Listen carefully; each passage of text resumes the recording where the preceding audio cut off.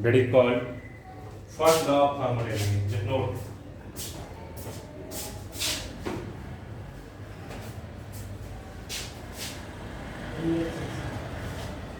देखिए हमने इससे पहले वाले सेशन में डिस्कस किया था thermodynamics is the branch of chemistry in which we discuss about the transformation of thermal energy into work done. Thermal energy को वर्क डन में ले जाना है,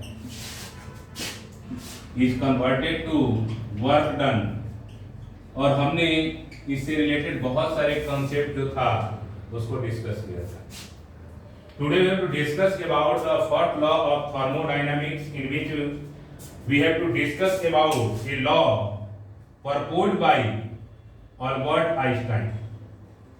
आपने अल्बर्ट आइंस्टाइन का नाम सुना होगा।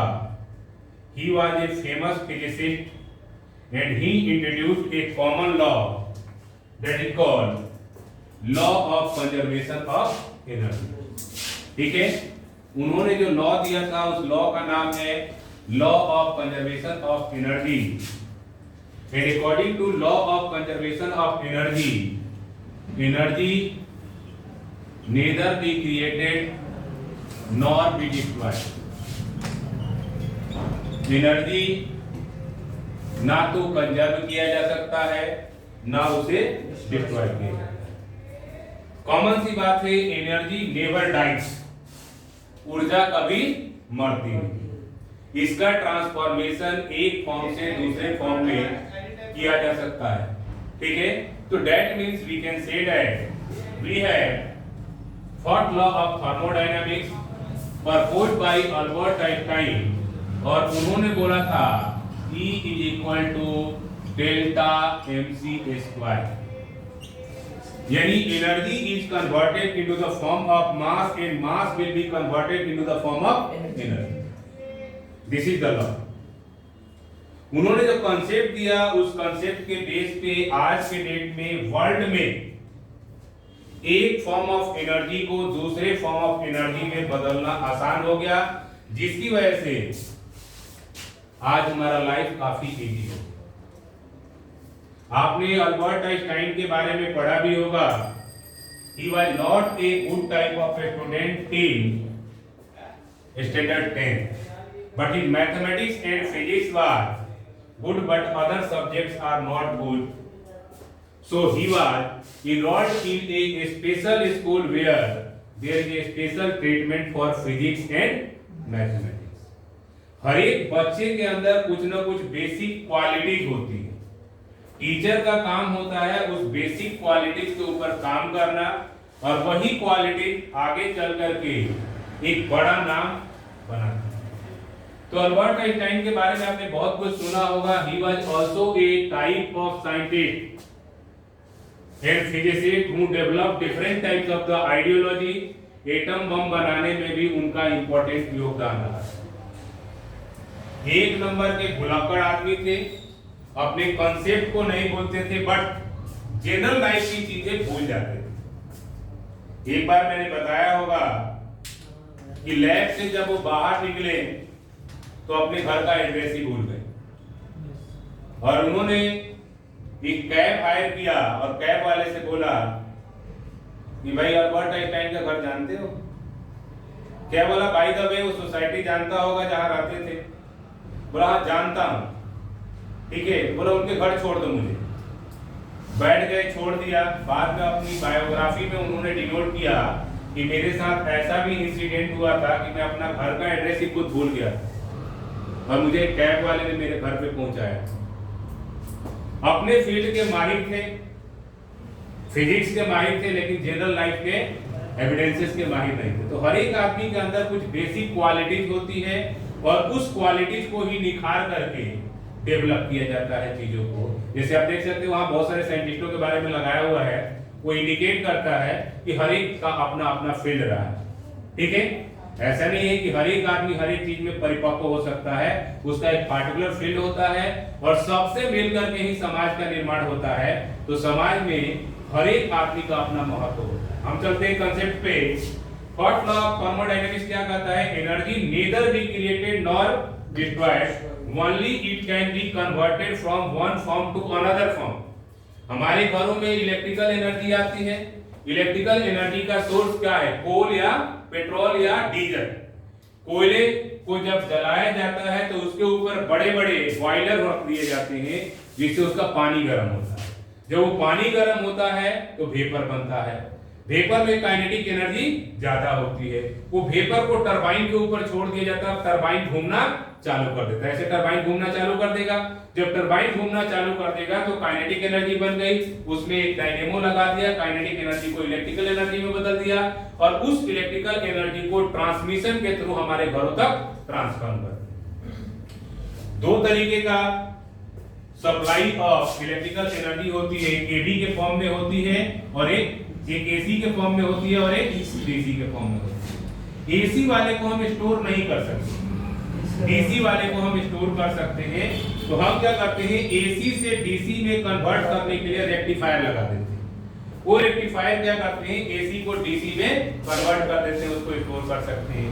तो हमने अपनी लाइफ को इजी बनाने के लिए डिवाइसेस का मॉडिफिकेशन किया, नए नए डिवाइसेस बनाए। The total amount of energy in the universe remains constant। हर एक तरह के साइंटिस्ट कहते हैं, हम लोग केमिस्ट्री पढ़ रहे हैं, केमिस्ट्री में थोड़ा सा फिजिक्स का इंट्रोडक्शन है कि the total amount of the universe is always constant। हमेशा क्या होता है, कांस्टेंट होता है। वैसे ही बायोलॉजिस्ट कहते हैं कि the total species on the earth is always constant। जितने स्पेसीज होते हैं हमेशा कांस्टेंट होते हैं, एक मरता है तो दूसरा ओरिजिनेट हो जाता है। So that is called the concept whenever a given quantity of energy of one kind disappears, then equivalent of energy appears in the same other quantity। अगर एक kind of energy that means called change होती है तो दूसरे kind of energy में develop हो जाती है। जैसे मैंने सुबह खाना खाया, उस खाना का मैं जो फूड एनर्जी मैंने लिया उसका यूटिलाइजेशन कर रहा हूँ सुबह से, अभी तक मेरे बॉडी में एनर्जी है, अभी भी पढ़ा रहा हूँ, ठीक है। एक समय ऐसा आएगा 9-10 बजे जो मेरे को बड़ी तगड़ी भूख लग जाएगी, यानी मेरी अंदर की एनर्जी क्या हो जाएगी, कम हो जाएगी। उस एनर्जी की भरपाई मैं फिर खाना खा करके करूंगा, ठीक है। तो एक एनर्जी से दूसरे एनर्जी में डेट मींस कॉल बदल सकते हैं। जैसे मान लीजिए आपके पास पोटेंशियल एनर्जी है, उसको काइनेटिक एनर्जी में बदल सकते हैं। अगर आपके पास थर्मल एनर्जी है, उस थर्मल एनर्जी को वर्क डन में बदल सकते हैं। वही तो पढ़ रहे हैं हम thermodynamics. So that indicates that the energy of the whole universe is always constant। That is the law proposed by Albert Einstein, and this law is also regarded as the first law of thermodynamics। यानी energy never dies, energy कभी मरती नहीं। आप लोग अभी मेहनत कर रहे हो, जितना मेहनत करोगे यूनिवर्स में चला जाएगा, ठीक है। और जब आपको जरूरत होगी वही रिवर्सल आपको मिल जाएगा, ठीक है। इसीलिए कहा जाता है कि अगर आपने पहले ज्यादा मेहनत कर लिया है तो बाद में आपको मेहनत करने की जरूरत नहीं पड़ेगी, और पहले अगर मेहनत नहीं किया है तो बाद में मेहनत करने के लिए तैयार रहो। 4 साल और 40 साल का गेम है, क्योंकि आपने स्टडी किया होगा।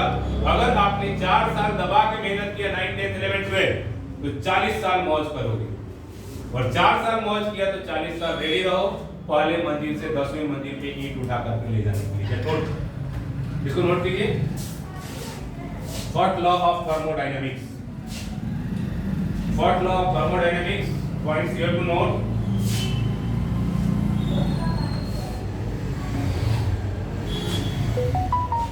निकल लिया?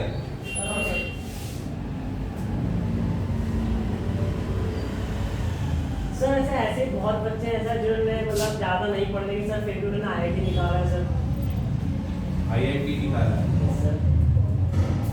मैंने ज्यादा पढ़ने के लिए तो नहीं बोला, मैं तो क्वालिटी एजुकेशन पे फोकस करता हूँ। सर ने पढ़ने के लिए बोला तो पढ़ता भी 10 घंटा पढ़ रहा है, वो पढ़ नहीं रहा, पढ़ा हुआ है। पढ़ा हुआ और पढ़ने में बहुत अंतर है।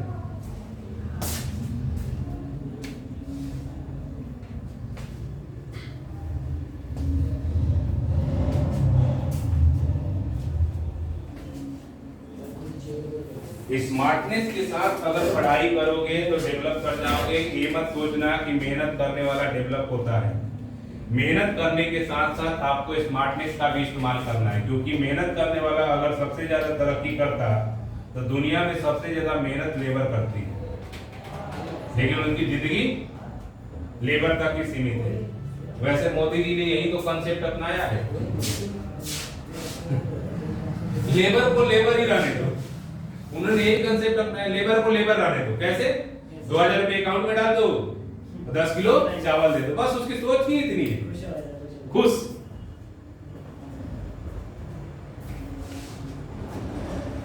ऐसे भी बच्चे जो पढ़ते नहीं है फिर भी पास हो जाते हैं। जिंदगी में पास होना सबसे बड़ी चीज होती है, एग्जाम में तो दुनिया पास हो जाती है। अरे सर क्या भाई बोल रहे हैं सर, फिर भी उन्होंने मेहनत ही नहीं करी, हम तो मेहनत करते हैं। ग्राफ मैं कहता हूँ फिजिक्स के स्टूडेंटों के, साइंस को ग्राफ कभी स्ट्रेट नहीं जाना चाहिए। अगर वो स्ट्रेट जाएगा तो गिरेगा, पानी हमेशा स्ट्रेट जाएगा ना, फुहारे से तो नीचे ही आएगा, ऐसा थोड़ा ना सीधा आसमान में छेद कर देगा। ग्राफ बनाइए, धीरे धीरे धीरे धीरे ऐसे गए, उस ग्राफ को आप तोड़ नहीं सकते, वो सीढ़ी बन गया ना, ऐसा सीढ़ी नहीं होता, वो तो हेलीकॉप्टर से लॉन्च कर दिया। सर ये हटा दो कुछ फिगर, ये इट इज नॉट पॉसिबल, देखो, sir to do work, it is not possible for a perpetual motion to do work without energy. so just energy, हाँ, without energy. और लास्ट में लिखा है total energy of isolated system remains constant. Total energy of isolated system remains constant. Total energy of an isolated system remains constant.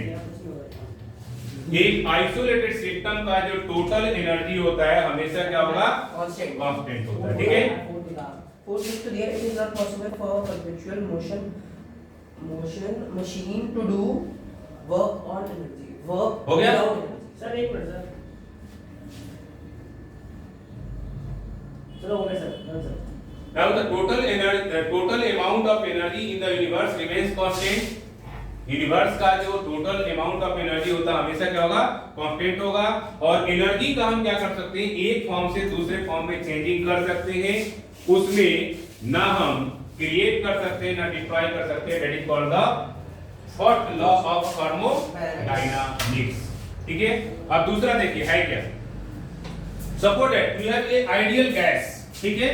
वैसे तो ideal gas कुछ होता ही नहीं। आइडियल गैस इक्वेशन क्या होता है? PV = nRT, where P = pressure, V = volume, N = number of moles, R = gas constant, and T = temperature। ये ideal gas equation होता है जो अलग अलग लॉज के ऊपर बेस्ड है। चार्ल्स लॉ आया, बॉयल लॉ आया, अवोगाड्रो लॉ आया, पास्कल्स लॉ आया, सबको मिला करके एक कंबाइंड लॉ बना दिया गया, उसे बोलते हैं PV = nRT। That is called ideal gas. वैसे होती नहीं है, बट कुछ हद तक हाइड्रोजन और oxygen ideology of gas concept पे काम करते हैं, इसलिए उसे आइडियल गैस का दर्जा दे दिया जाता है, ठीक है? यानी सुपर परफेक्ट आदमी भी नहीं होता। अगर सुपर परफेक्ट हो जाए तो उसे भगवान का दर्जा मिल जाएगा। Now consider an ideal gas in a cylinder which is filled with weightless and frictionless piston. मान लो एक पिस्टन है, वेटलेस भी है और फ्रिक्शनलेस भी है। मान लीजिए उसके अंदर इनिशियल इंटरनल एनर्जी, अच्छा इंटरनल एनर्जी क्या होता है? डिफाइन कीजिए। डिफाइन इंटरनल एनर्जी नहीं पता? The sum total of energy inside in a container. किसी भी सिस्टम के अंदर जो सम टोटल एनर्जी होगा, एनर्जी कौन कौन सी हो सकती है? मैकेनिकल हो सकती है, काइनेटिक हो सकती है, पोटेंशियल हो सकती है, इलेक्ट्रिकल हो सकती है, एटॉमिक एनर्जी हो सकती है, न्यूक्लियर एनर्जी हो सकती है, उसके अलावा हीट एनर्जी हो सकती है, उसके अलावा वेपर एनर्जी हो सकती है, lot of variety of energy. सबके सम को मिला दो तो उसे क्या बोला जाएगा? Internal energy. सिस्टम का इंटरनल एनर्जी कैसे बढ़ा सकते हैं? एक्सटर्नल एजेंसी से एनर्जी दे करके या वर्क डन करा करके। जैसे मान लीजिए आपके पास ये दो पंप, अब इसका इंटरनल एनर्जी बढ़ाना है, क्या करोगे, वर्क डन, ऐसे रगड़ दो जोर से, इंटरनल एनर्जी बढ़ा, हीटनेस का महसूस होने लगा, इसका मतलब इस बॉडी का इंटरनल एनर्जी क्या हो गया, बढ़ गया। अब इसको रगड़ने का मतलब ये नहीं है कि केवल यही गर्म हो रहा, this is just going to transmitting to the body also. तो जैसे ही सर्दी के दिनों में हम क्या करते हैं, जैसे ज्यादा ठिठुर गए ऐसे ऐसे करते हैं, जोर जोर से किया, इसका मतलब हमने क्या किया, वर्क डन किया। वर्क डन करने से बॉडी का इंटरनल एनर्जी क्या हो जाएगा, बढ़, ठीक है। हर एक सिस्टम के अंदर एनर्जी होता है, एनर्जी जीरो कभी नहीं होता, यूनिवर्स का एनर्जी हमेशा कांस्टेंट रहता है, उस कांस्टेंट पे ही काम करना है। कोई कहे कि मैं ये कर दूंगा वो कर दूंगा, नॉट पॉसिबल, बने दो उसको। इस यूनिवर्स का इतना पिद्दी सा जानवर, एनिमल, ह्यूमन, वो कर देगा, कुछ नहीं कर सकता। हाँ, हम कंसेप्ट पे वर्क करते हैं, कंसेप्ट को डेवलप करते हैं, जिससे कि हमारा लाइफ इजी हो जाए और हम डिवाइसेस का डेवलपमेंट कर सकें, ठीक है। अब आते हैं E1 और V1 की बात करते हैं, तो that is called initial interval energy, internal energy and volume. U2 and V2 को बात करते हैं तो final internal energy and volume, ठीक है। अब मान लीजिए हम क्या करते हैं, चेंज इन इंटरनल एनर्जी करते हैं। जैसे मान लीजिए डेल्टा U हमारे पास चेंज इन इंटरनल एनर्जी है, और डेल्टा U को हम इंडिकेट कैसे कर सकते हैं, U2 minus E1, where U2 is equal to final internal energy and E1 is equal to initial internal energy। अब ये तो होता है ना change in internal energy, yes sir, ये तो सिस्टम का हो गया, इस सिस्टम का हमने दिया, उससे हमने कैलकुलेट कर लिया, लेकिन इंटरनल एनर्जी चेंज कैसे करोगे। जैसे मान लीजिए आपके पास डेल्टा U है and you have to change, how can you change,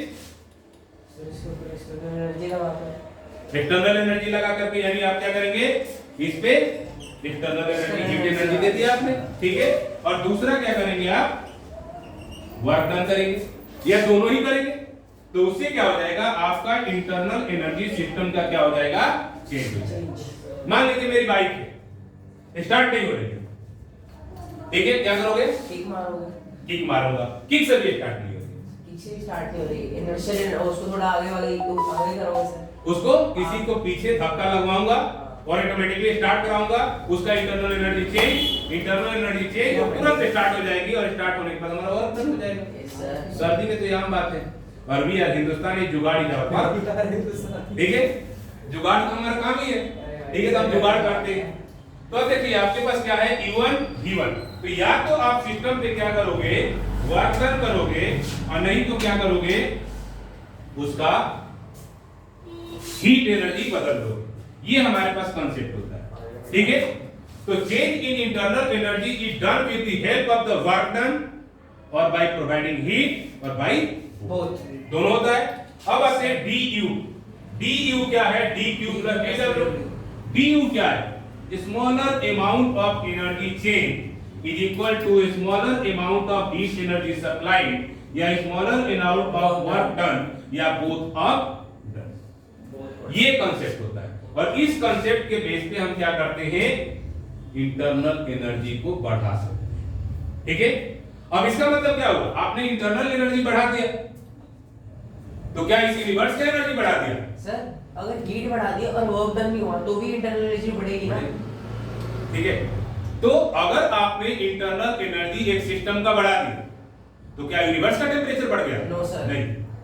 वही कंसेप्ट कहता है कि यूनिवर्स का जो टोटल एनर्जी होता है हमेशा क्या होता है, constant. The energy of the universe is always constant, we can not reduce, we can not create, we are just going to exchanging one energy form to another energy form. हमने kick मारी, हमने muscular energy लगाई, उस muscular energy को हमने किस में बदल दिया, सॉरी वर्क डन, मैकेनिकल में पहले काइनेटिक में जाएगा, ठीक है, क्योंकि पिस्टन घूमेगा, ठीक है, काइनेटिक में गया। अब जैसे हमने काइनेटिक एनर्जी दिया, वो काइनेटिक एनर्जी से हीट एनर्जी में बदल गया, और हीट एनर्जी का यूटिलाइजेशन जब होने लगा तो वर्क डन, और वर्क डन किस केस में होता है, बाइक में काइनेटिक एनर्जी, मैकेनिकल एनर्जी, जिससे गाड़ी मूव करने लगती है। इस कांसेप्ट को बोलते हैं, मैंने पहले भी बताया 1824 में सेडी कॉर्नेट ने एक इंजन बनाया जिसका नाम था कार्नोट साइकिल, और उस साइकिल के बेस पे हमारे पास डिफरेंट टाइप्स के इंजन आए। सबसे पहला इंजन आया वेपर इंजन, किसने डेवलप किया? कुछ मत पढ़ना, साइंस में पढ़ने की जरूरत नहीं है सर पता है, आर्ट्स पढ़ना, बाबर आया ऊपर मर गया, काम खत्म। ठीक है, साइंस में पढ़ोगे तो दिक्कत होगी ना भाई, दिमाग को रिलैक्स तो देना है ना, आगे टिकटॉक भी तो बनाना है, रील्स वगैरह बनानी है। ये भी नहीं पता स्टीम इंजन किसने बनाया?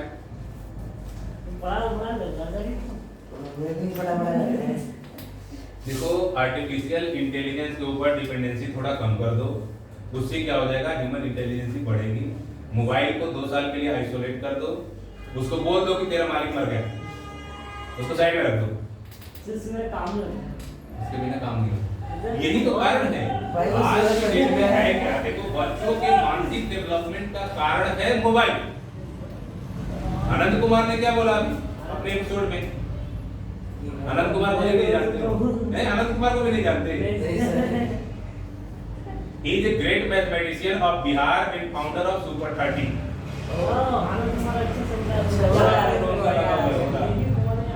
Top 5 virtual teacher वाला खान सर, दूसरा अलग पांडे, तीसरा देवी कीर्ति, चौथा अवध ओझा और पांचवा आनंद कुमार। वैसे पहले पे वो है आनंद कुमार, मैं तो उनको फर्स्ट प्रायोरिटी देता हूँ। अलग जगा दिया बंदे ने पूरे इंडिया में कि हम पढ़ के कुछ कर सकते हैं। इतने इंजीनियर्स पैदा कर दिए, आईआईटीएंस, सर 30 इंजीनियर जो इतने गरीब घर से थे। सुपर 30, हाँ सुपर 30, सुपर 30 का नाम था, मतलब सुपर 30 ही बच्चे लेते थे वो, ठीक है। और 30 में से 28 27 एक बार तो 30 के 30, 2 बार 30 के 30 पास हो गए, देखा सर, ठीक है। तो चलते हैं अगले कंसेप्ट पे। सबसे पहले आया वेपर इंजन। वेपर इंजन को बनाया जेम्स वाट ने, ठीक है। उसके बाद डेवलप हुआ एक और इंजन जिसका नाम था डीजल इंजन, रुडोल्फ डीजल। उसके बाद आया पेट्रोल इंजन जिसको अमेरिका के एक इंजीनियर ने डेवलप किया। पेट्रोल इंजन को डेवलप करने के बाद एक और इंजन आया जिसका नाम रखा गया सीएनजी इंजन। सीएनजी से नहीं चलती गाड़ी, ठीक है। अब आगे जो डेवलप हुआ है एक इंजन, उसका नाम है हाइड्रोजन इंजन। काश एक इंजन यूरेनियम इंजन भी बन जाता। 2 केजी यूरेनियम अगर आपने कार में डाल दिया तो 2 लाख किलोमीटर तक चलेगी वो। 2 लाख एक बार डाल के भूल जाओ, फिर तो कंपनियां मजेदार हो जाएंगी। पता है क्या कहेगी कंपनियां? Uranium is a radioactive material, नहीं बना सकते। कार में बैठे वाले आदमी को कैंसर हो जाएगा। इतना ज्यादा एक्सप्लोसिव होता है कि चल रही है कार, फट गई बीच में, कौन लेगा? ठीक है, तो वैसे बन सकता है, चेंबर अच्छा बनाओ, चेंबर अच्छा बनाओ तो बन सकता है। फिर पता है कंपनियां, कार बनाने वाली कंपनियां क्या करेगी? जिसके पास एक कॉपीराइट आ गया, ये भाई देखो हम पेट्रोल की भी गारंटी ले रहे हैं। कितना गाड़ी चलती है? 90,000, 80,000, 70,000, 1 लाख, 1.5 लाख। 1.5 लाख के बाद कंपोज, डिकम्पोज, दिल्ली में है ना रूल, डीजल इंजन 10 साल बाद कबाड़ी में बिहार वाले ले जाते हैं, ठीक है, वहां कोई बाउंड्री नहीं। 15 साल के लिए सीएनजी इंजन और पेट्रोल। मैंने गाड़ी खड़ी कर दी तो खड़ी है, अब उसको बेच नहीं सकते। पहला कारण ये है, डीजल है, लाइट जा रहा हूं, पता नहीं पकड़ना ले आके, ठीक है। तो वो है पेट्रोल इंजन है, तो उसका कारण क्या है कि वो मेरी पहली गाड़ी, इसलिए मैं उसको बेच नहीं रहा हूं। खड़ी है, कपड़े उपड़े लगा के वैसे खड़ी, और मैं बेचूंगा नहीं जब तक कोई उठा ना ले जाए। कई बार आती है दिल्ली अथॉरिटी, ठीक है, वो आती है, क्या करते, सर्च करते रहती नंबर, अच्छा 15 साल उठा लो, मालिक को बिना बताए उठा ले, काट कूट के फेंक दिया। सर 15 साल कंप्लीट हो गए। हाँ 15 साल 1 महीना। सर गाड़ी कौन सी? Rolls Royce. तो इस तरीके से डेवलप हुआ, और आगे चल करके आप लोग को और अच्छा इंजन डेवलप करना है, कर दो वाटर इंजन, कर सकते हो। आप थर्मोडायनेमिक्स पढ़ रहे हो ना, थर्मोडायनेमिक्स क्या कहता है? हीट एनर्जी को, थर्मल एनर्जी को वर्क डन में ले जाना। Can you prepare water energy, water engine? Sir we will try in future. We will try in future. देखिए कितना बढ़िया कंसेप्ट है, बट आता मुझे भी नहीं, क्योंकि मेरे पास इतना पैसा नहीं कि मैं उस पे काम करूं, ना मेरे पास परमिशन, और करते वक्त अगर फट गया तो सरकार मेरे पूरे फैमिली को जेल में। Sir same problem. अब देखिए होता क्या है, जैसे मान लीजिए आपके पास क्या है H2O वाटर है ना, ये yes sir. Highly inflammable gas कौन सी है? OH2 hydrogen. अबे वही H2 होता है भाई, वही H2 होता है, गलत नहीं बोला मैंने। मेरे को लगा था H2O बोला। ठीक है, H2 highly inflammable gas, Yes, sir. 1 kg जलाओ 1.5 लाख किलो जूल एनर्जी पाओ। 1,00,000 kilo joule. 1.5 lakh kilo joule energy पाओ। मैंने उस दिन लगाया था ना Yes, sir. एसीटोन में यार 1 ml डाला था, कितना फुहारा मार रहा था वो। उसके बाद आ गया ऑक्सीजन भाई साहब, ये बर्निंग के लिए रिक्वायर्ड फॉर बर्निंग। बिना ऑक्सीजन का आग लगा दोगे? बर्निंग नहीं लगा सकते ना। अब दोनों चीज एक ही में कर दो, सेपरेशन ऑफ इंजन। भाई एक ऐसा इंजन बने जिसमें पानी डाले और वो इंजन क्या करे, हाइड्रोजन और ऑक्सीजन को अलग करे। ऑक्सीजन से जला। हाइड्रोजन को बर्निंग के लिए ऑक्सीजन चाहिए, ऑक्सीजन उसी में है, उस चेंबर में ट्रांसफर हो और आराम से गाड़ी चले। फिर देखो हिंदुस्तान का भाव, we are the peninsular country. Bharat कहेगा मेरे पास है पानी, जैसे वो कहते हैं ना, वो कहते हैं ना सऊदी अरबिया वाले, मेरे पास है तेल। मोदी जी कहेंगे सीना चौड़ा कर, मेरे पास पानी है। बकवास नहीं करने का, पानी नहीं दूंगा। घर तो हम भी समझ। ठीक है, ये कांसेप्ट हो सकता है। नोट कीजिए पहले, उसके बाद आगे बढ़ते हैं। मेरे पास पानी है, तुम्हारे पास क्या है? ये लिखा है DUDW, ठीक है। सर कल कर देना सर इसको, वीडियो से YouTube वाले चेक करते हैं सर, घर आ जाएंगे अभी। यस सर, पता चला कि गाड़ी कल ही कट जाएगा। मेरी डिक्शनरी में डर वर्ड है ही नहीं। ओह उसको फेंक दिया था बहुत पहले, जब बचपन में पढ़ रहा था, उसी से मैं वो डर वर्ड को फाड़ के फेंक दिया। अरे सर अरे जिंदगी मिली है, मरना तो है ही, आज नहीं तो कल। Big statement. सर ये जो ब्लू पेन वाला वो भी लिख रहा है? नहीं, ये तो समझाने के लिए वही लिखना है, वही सेंटेंस है। सर वो तो लिख लिया। ये भी लिख लिया, इंटरनल एनर्जी कैन कहाँ से लिख चेंज लिया? Delta U is equal to Q plus W और dU is equal to dQ plus dW। Sir ये हो गया। वो चले चल, तू बोले जैसे ही करा। अरे स्पीड आ रहा है।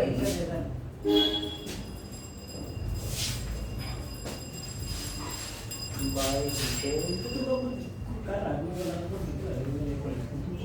कुछ कर रहा है। Same problem. मेरी गाड़ी की यूट्यूब ने वुड की गैस से भी बाइक स्टार्ट की है यार।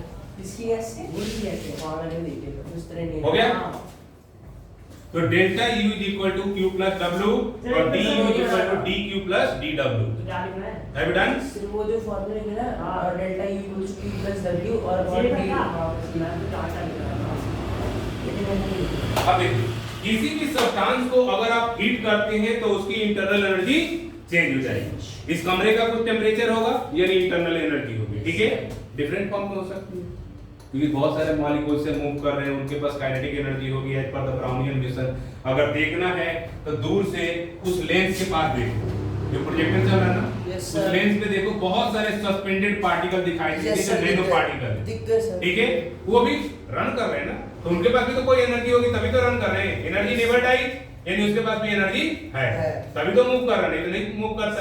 तो इसका मतलब क्या है, इस कंटेनर, एक मान लो कमरा एक कंटेनर है, इस कंटेनर का कुछ पार्टिकुलर टेम्परेचर होगा, ठीक है, और उस टेम्परेचर के बाद अगर टेम्परेचर और बढ़ाना है, यानी इंटरनल एनर्जी और बढ़ाना है, तो क्या करोगे? हीट देनी पड़ेगी अब अंदर में। हीट देने का सोर्स क्या है आपके पास? मीटर। हीटर लगा दे, एक वहां एक वहां एक वहां एक वहां, सर ऑक्सीजन ठीक कम है। करेंगे, मर जाएंगे। अभी तुम कपड़े खोल के फेंकना चालू कर दोगे, ठीक है, टेम्परेचर राइज कर जाएगा। ओके, अगले कॉन्सेप्ट में चलते हैं। हाथ में तो Assam.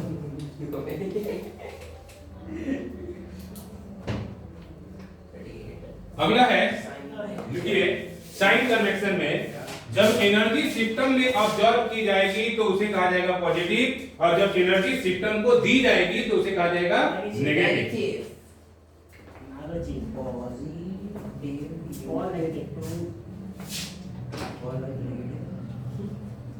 Think like proton. Chemistry क्या कहता है? Always think like proton. Positive सोचो। Be positive bro. पिक्चर में दिखाते हैं ना 3 इडियट में, ऑल इज वेल बोल के पूरी पिक्चर सुपर हिट करती है। वैसे वो पिक्चर एक्चुअली एक साइंटिस्ट के नाम पे ही पड़ा है। उस साइंटिस्ट का नाम कुनसुक बांगडू ही है, जो लद्दाख में रहता है और उसके पास रियली में 400 पेटेंट है। 400 सर पिक्चर कॉपी है सर, और भारत में बन चुकी है सर 400 पेटेंट। सर 400 पेटेंट किस चीज के? अलग अलग चीजों की होगी। सर इसकी तो 4 पेटेंट बना लो, लाइफ में कुछ करने की जरूरत नहीं, बस ये कॉन्सेप्ट याद रखो। लेकिन वो नहीं बनता। हिंदुस्तान की सबसे बड़ी कमी ही तो यही है, हम पेटेंट बनाते ही मैं नहीं। बनाऊंगा यार। हाँ, पेटेंट चुराते जरूर है। ये तेरा भाई जरूर बनाया। तू बनाएगा? हाँ जी, इधर जाने दीजिए। आपके पास अगला कंसेप्ट क्या है? Delta U is equal to Q plus W, जो हमने अभी पढ़ा था कि change in internal energy is equal to U2 minus E1। एक तो कंसेप्ट ये है कि फाइनल एनर्जी में से इनिशियल एनर्जी को माइनस कर दीजिए, आपके पास चेंज इन इंटरनल एनर्जी आ जाएगा, that is U2 minus U1, it becomes the change in internal energy. अब करोगे कैसे? करने का तरीका heat supplied by the outer agency. वो एजेंसी कुछ भी हो सकता है। और उसके बाद या तो वर्क डन करा लो, कॉल धीरे धीरे जा रहा, थका दे दो, चला जाएगा तेजी से। इंटरनल एनर्जी उसकी बढ़ गई, मसरा चल जाएगा रात में। Delta U is equal to positive energy is observed. अगर पॉजिटिव एनर्जी ऑब्जर्व की जाती है तो हो जाएगा पॉजिटिव, और उस केस में क्या होगा? U2 बड़ा होगा। और जब नेगेटिव एनर्जी होगी, जब एनर्जी रिलीज की जाएगी, जैसे कोई सिस्टम है रिलीज कर रही है, तो उस समय नेगेटिव होगा, यानी U2 क्या होगा? छोटा। क्योंकि सिस्टम का एनर्जी क्या हो रहा है? रिड्यूस हो रहा है, बढ़ नहीं रहा। उस सिस्टम का एनर्जी रिड्यूस हो रहा है। अब हेस लॉ क्या कहता है? कौन सा होता है? हेस लॉ। हेंस कौन पढ़ा है? हेस लॉ ये कहता है कि भाई हिसाब किताब बराबर रखना है, यानी नेचर में भी हिसाब किताब बराबर रखना। अगर हाइड्रोजन और ऑक्सीजन मिलकर के H2O बनाते हैं, तो कुछ ना कुछ अमाउंट ऑफ एनर्जी रिलीज करते हैं। तो जब हाइड्रोजन और ऑक्सीजन यानी वाटर को ब्रेक करोगे तो उतना ही अमाउंट ऑफ एनर्जी चाहिए, हिसाब किताब बराबर। गांव में औरतें होती हैं, शादी होता है ना गांव में, मेरी जो इसे सब पता लगा था मुझे। क्या सर?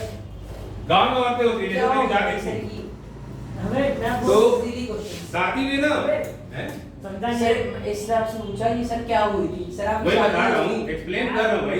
क्या हुआ? क्या सर को पता लगा? ये अब सर की शादी होगी और क्या होगा? तो क्या पता लगा? जब शादी हुई ना, तो उस समय मुझे पता लगा कि गांव की औरतें कितना पुराना हिसाब रखती हैं। मेरी दादी थी, वो लगन देते, साबुन देते हैं, ठीक है, तो बैठ गई सामने, वो मेरे को दे रही, तो किसी ने 51, किसी ने 101, किसी ने कुछ दिया, एक ने 21 दिया। बराबर, रुक रुक रुक, 10 साल पहले मैंने तेरे को 51 रुपया दिया था। याद है तुम्हें? और 21 दे रही तो क्या थी? ना ना ना, हिसाब किताब बराबर होना चाहिए। पहली बार तो 10 साल के बाद में मेरे घर में शादी हो रही है, तो मैंने इसको 51 दिया, तो मैं 21 लूंगी, 51 निकालो, 51 लिया। पूरा तुम्हारा हिसाब किताब बड़ा अच्छा है भाई। देखो कितना माइंड डेवलप होता है। अनपढ़ होते थे बेशक, बट माइंड कितना डेवलप है। आज कल पढ़ाया था कंसेप्ट, आज तुम्हें याद नहीं है, ठीक है। तो ये है हमारे पास डेल्टा यू। अब लिखे दूसरा पॉजिटिव, लिख लिया। Yes sir. क्यू और डब्ल्यू लिखा था मैंने कहा, सर सारे डेल्टा यू लिखा था भाई, कैसे लिख लिया ये कहाँ लिखा क्यू वाला? मैंने चलाया नहीं, लिख कैसे लिया? क्यू तो लिखना ही है। वेरी डेंजरस लिखी भाई। अरे मैं क्यू देखा कि मैंने, क्या हो गया?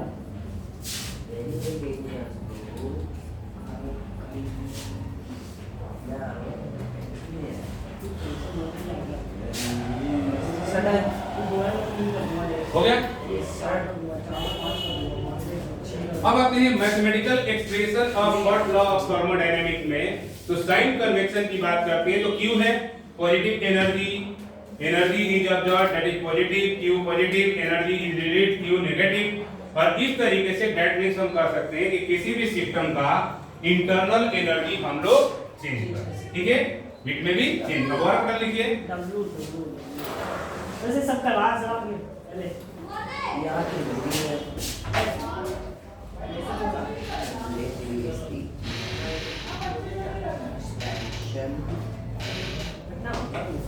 वो तो मुझे रोज मिलता है। ये बात है सही है। नहीं है मैं तेरे चाचा और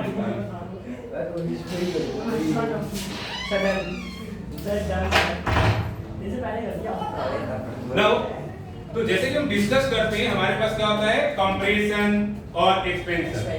यहाँ देखिए mathematical expression of first law of thermodynamics delta U equal to Q plus W Q equal to heat energy W equal to energy कैसे बना रहे हो या तो हीट दे करके नहीं तो वर्क डन करके नहीं तो दोनों ही करके। ठीक है चलो अब आ गया। नाउ अब होता है वर्क डन। वर्क डन की बात करते हैं तो वर्क डन होता है भाई थर्मल एनर्जी को अगर आपको वर्क डन में करना है तो मान लीजिए एक पिस्टन लिया आपने ठीक है और पिस्टन को हिट करना चालू कर दिया। पिस्टन में गैस है गैस एक्सपेंड होगी ना। Yes sir. 1 केजी गैस कितने एक्सपेंड हो सकती है सर यहाँ पे तो 22.4 है। ठीक है एक्सपेंड करेगी। अब जब एक्सपेंड करेगी तो उसके अंदर जाती है उसके अंदर क्या है कंप्रेसर लगा हुआ है। Yes sir. ऊपर नीचे एक बार कंप्रेशन एक बार एक्सपेंशन एक बार एक्सपेंशन एक बार कंप्रेशन। अब ऐसे चलने लगा पिस्टन 4 स्ट्रोक का इंजन है चौथे गियर में चल रही है फटाफट करना चालू कर दिया एनर्जी ज्यादा लेना चालू कर दिया। अब इससे व्हील जोड़ दिया है शाफ्ट के थ्रू और व्हील फटाफट कैसा नाचना चालू किया स्पीड बढ़ गई। That is the condition. अब डिपेंड करता है कि इंजन किस टाइप का है। सर तभी वो लोग कहते हैं 4 सिलेंडर 2 सिलेंडर जो बाइक्स में कहते हैं ना 4 सिलेंडर कार में 4 सिलेंडर इंजन 2 सिलेंडर इंजन वो गियर के हिसाब से होता है। बोलते हैं 4 स्ट्रोक इंजन है 3 स्ट्रोक इंजन है 5 स्ट्रोक ये 5 स्ट्रोक इंजन है। सर बुलेट हां 5 गियर होता है ना इसमें। Okay sir. तो मतलब सर इसके अंदर 5 पिस्टन है। नहीं वो सिलेंडर पिस्टन एक ही होता है उसके लेवल बदल जाते हैं। नहीं पिस्टन मतलब अलग अलग होता है ना किसी में 2 होते हैं किसी में 3 होते हैं। सर वही उसी के लेवल पे तो स्ट्रोक बनता है। सर स्पोर्ट्स कार में जो 4 व्हीलर कार होती है ना वो डेप्रिशिएटिंग होती है मतलब हर व्हील का अलग पिस्टन होता है सो दैट चारों व्हील्स में इक्वल पावर हो। सर वही सेम केस होता है 6 व्हील पे 6x6।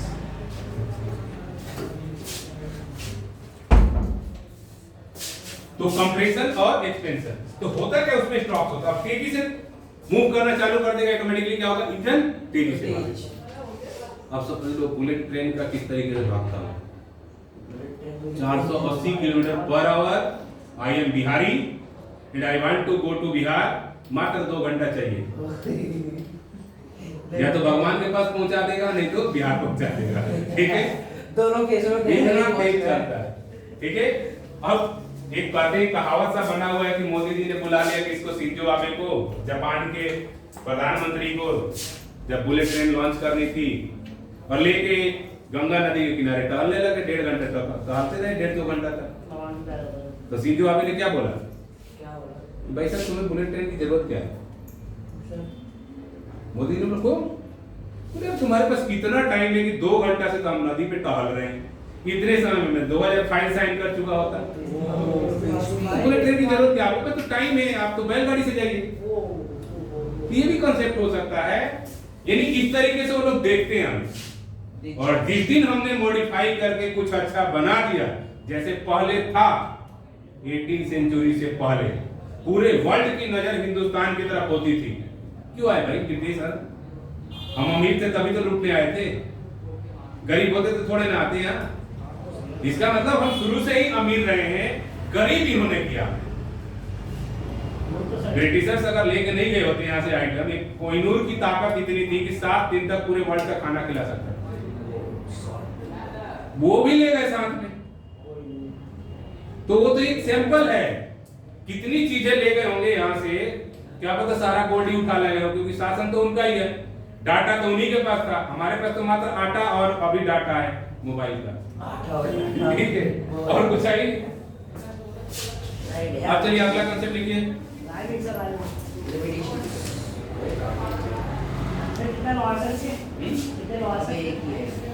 लास्ट 3 है एक जीरोथ लॉ भी आएगा।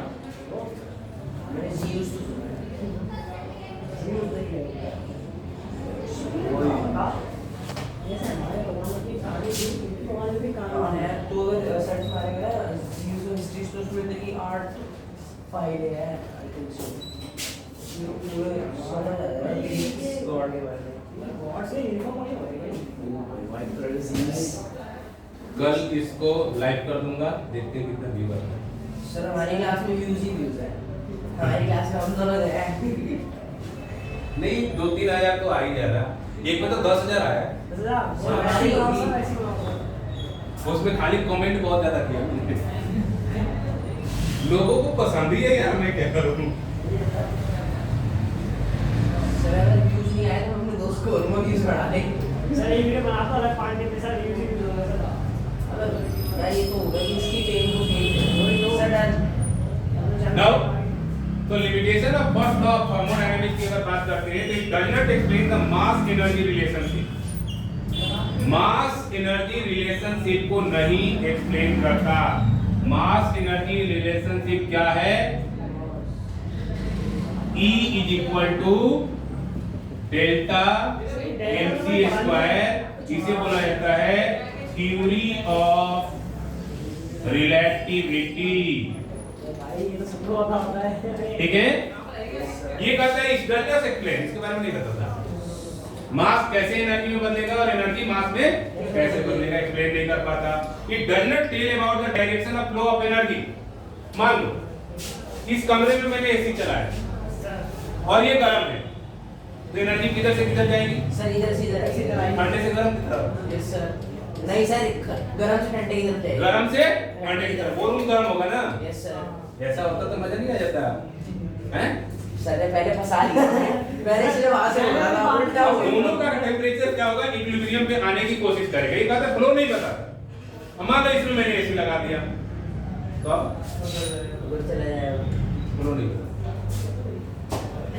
सर लेकिन होता तो ऐसी है मैं मान लो एक कमरे में बैठा हूँ उस कमरे को मैंने पूरा बंद कर दिया हाँ मैंने एसी चलाया आइसोलेट सिस्टम की तो बात ही नहीं हो रही यहाँ। सही बात है कुछ नाउ उसके बाद it does not tell the spontaneity of the process. Spontaneity क्या होता है? क्या होता है बताइए बताओ। बता जो अपने आप होता है। अबे जा ये भी वीडियो बना था। भाई मान लो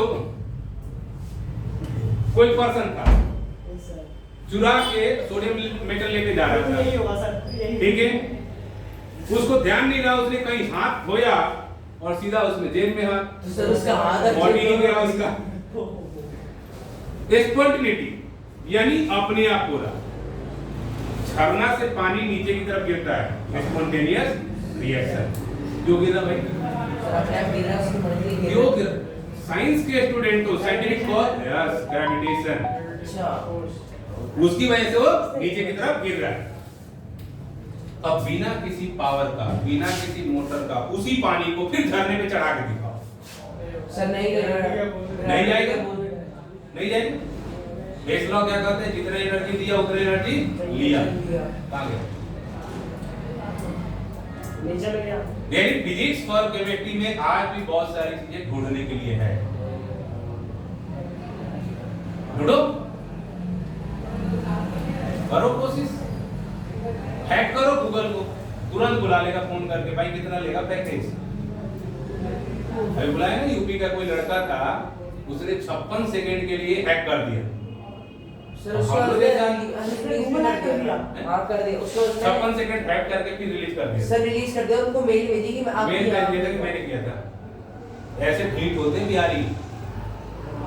सर उसके उसने बोला यहाँ आपके ऐप में अब दिक्कत बताता हूँ तो हुआ क्या उसमें फर्स्ट कि हम लोग के लिए 56 सेकंड क्या है? मान लो मेरा डाटा नहीं चलेगा 56 सेकंड, मैं चाय पीने लगूंगा, पूरा टाइम है यार, मेरे पास क्या काम है? ठीक है, हमें कोई अंतर नहीं पड़ना। नहीं तो भारत सरकार कहीं भी क्राइम होता है तो सबसे पहले नेट बंद करती है। कर लो ना विदेशों में बंद करके, अभी बताते हैं विदेश में। वहां 56 सेकंड में न्यूयॉर्क हिल गया, अमेरिका हिल गया, ब्रिटेन हिल गया, रसिया हिल गया, यूक्रेन हिल गया कि भाई हुआ क्या है? गूगल को इतने मेल और मैसेज चले गए, गूगल परेशान हो गए, भाई हैक किया किसने? तब तक इंडिया से मेल जाता है गूगल के पास, मैंने किया बहुत नाश होती है और मैंने किया करने का फल उसको मिला 21 लाख रुपया पर मंथ का पैकेज गूगल ने दिया। कि तू मेरा इम्प्लाई अब इम्प्लाई बनकर कर ही नहीं सकता। ये है भारतीयों की ताकत। 21 लाख है वही 4 कंट्री से लाती लेकिन अपनी ताकत का हम गलत जगह ज्यादा इस्तेमाल करते हैं। लेकिन गलत जगह देखिए एनर्जेटिक हम लोग हैं, एनर्जी हमारे पास है, हमारा एचआई डेवलप्ड है, बट हम उसका यूटिलाइजेशन बहुत कम करते हैं। हमें लगता है कि इसकी जरूरत हमें है ही नहीं। भाई सर तो संदीप मशीन अब अगला देखिए, उसके बाद लास्ट ये करता हूं एक नोट।